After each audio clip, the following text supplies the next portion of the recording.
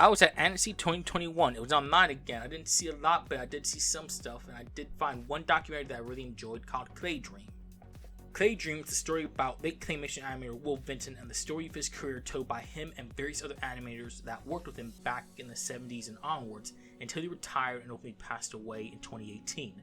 The movie explores his beginning, his early works, the success that followed from that said work, and how various mistakes led to the end of his studio as a result of poor business decisions that he made over the years.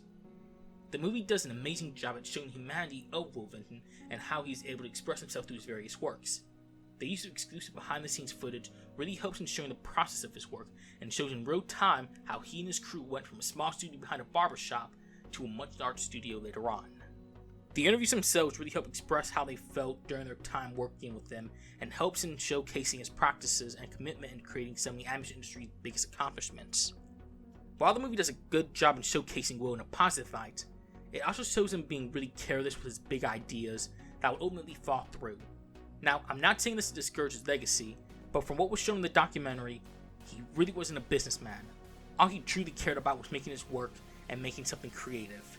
And it was because of this focus only, he faced rivalries of old friends, lawsuits, shutdowns of big projects, and even an assassination attempt, which from that fact alone will make me dub this the Tiger King of animation documentaries.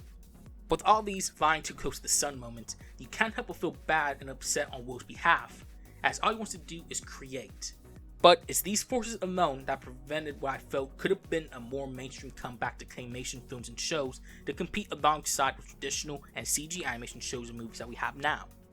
The most heartbreaking part of this movie was Will being forced out of his own company, and while this is upsetting, just knowing what would become of it in the near future makes a situation where the universe does its thing to balance it all out. Also, Will saying he has no hard feelings with the studio changing just shows how much of a compassionate guy he truly was. In the end, CLAYDREAM is a truly magnetic documentary that showcases one's dream to create and the ups and downs one goes through in making their dreams come true.